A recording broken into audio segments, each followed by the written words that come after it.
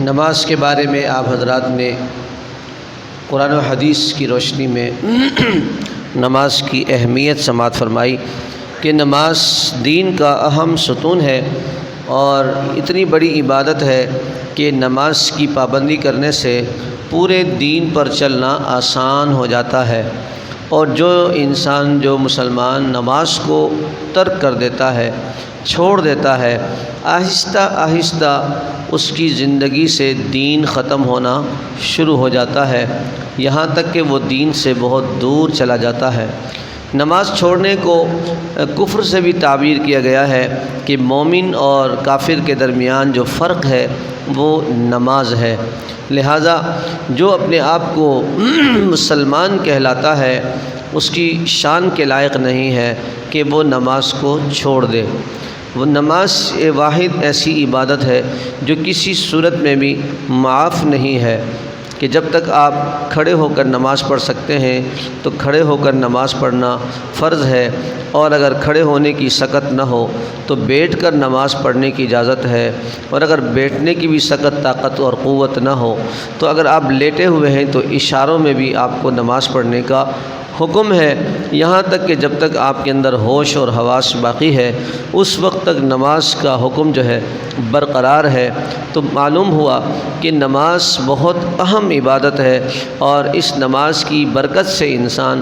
دین کے پورے اعمال کو اپنا لیتا ہے اور پورے دین پر چلنا اس کے لیے آسان ہو جاتا ہے۔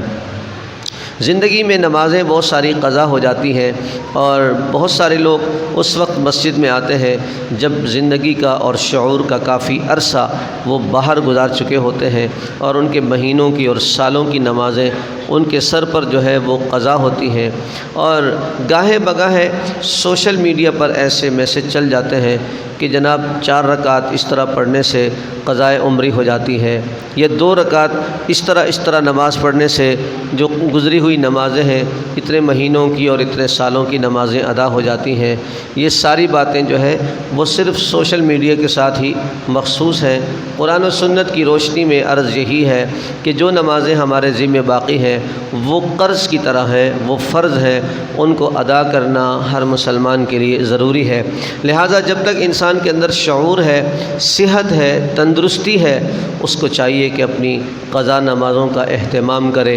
ہر نماز کے ساتھ ایک نماز کو پڑھ لے، 2 نمازوں کو پڑھ لے، یا جن نمازوں کے بعد کافی زیادہ وقفہ ہوتا ہے جیسے اشراق سے لے کر زوال تک، دن کے صبح کے ٹائم کافی وقفہ ہے، اس میں اچھی خاصی نمازیں پڑھی جا سکتی ہیں، ایک وقت میں کئی نمازوں کو ادا کیا جا سکتا ہے۔ تو لہٰذا اشراق کے بعد جو ٹائم ہوتا ہے اس میں نمازوں کا اہتمام کرنا چاہیے۔ ظہر کے بعد عصر تک کافی لمبا ٹائم ہے، اس دوران اگر آپ کو اللہ نے فرصت دی ہے تو اپنی قضا نمازوں کا اہتمام کریں۔ اسی طرح مغرب کے بعد کا وقت ہے، عشاء کے بعد کا بڑا لمبا ٹائم ہے، فرصت ہی فرصت ہے، جس کو اللہ تعالیٰ نے ہمت طاقت توفیق دی ہو وہ اپنی قضا نمازوں کا اہتمام کرے۔ اگر کسی کو یہ معلوم نہ ہو کہ نمازیں کتنی قضا ہیں تو شریعت کا حکم یہ ہے کہ اچھی طرح سے سوچ لے، سمجھ لے، اور اپنے دل سے فیصلہ کرے کہ ہاں جی کم سے کم اتنے تو ضرور ہیں۔ تو لہٰذا ان نمازوں کو ایک ڈائری میں، ایک کاغذ میں نوٹ کر لے کہ ہاں جی فجر کی 2 سال کی ہیں، ظہر کی 1 سال کی ہے، یا جناب والا اس طرح عشاء کی نمازیں اتنے مہینوں کی، اتنے سالوں کی ہیں۔ نوٹ کرنے کے بعد بس اللہ کا نام لے کے شروع ہو جائے، اور جب بھی کوئی نماز پڑھے، مثال کے طور پر ظہر، تو نیت یہ کرے گا کہ جب سے شعور بیدار ہوا ہے سب سے پہلے جو ظہر کی نماز میری قضا ہوئی ہے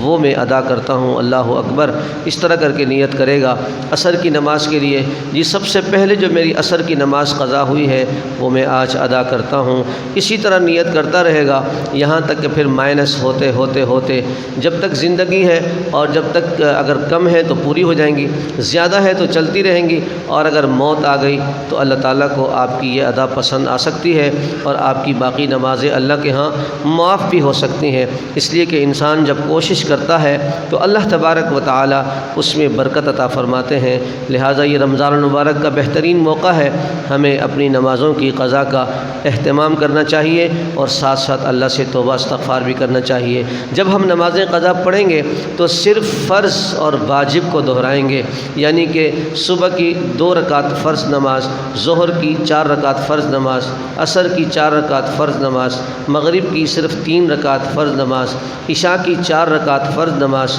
اور جناب اس کے ساتھ 3 وتر جو ہے وہ بھی قضا پڑی جائیں گی۔ باقی سنتوں کی جو ہے وہ کوئی قضا نہیں ہے۔ قضا نمازوں کے ساتھ ساتھ نفلوں کا بھی اہتمام کریں گے تو انشاءاللہ العزیز نجات کا راستہ بہت آسان ہو جائے گا۔ اللہ تبارک و تعالی سے دعا ہے کہ رب کریم ہمیں سوچنے کی، سمجھنے کی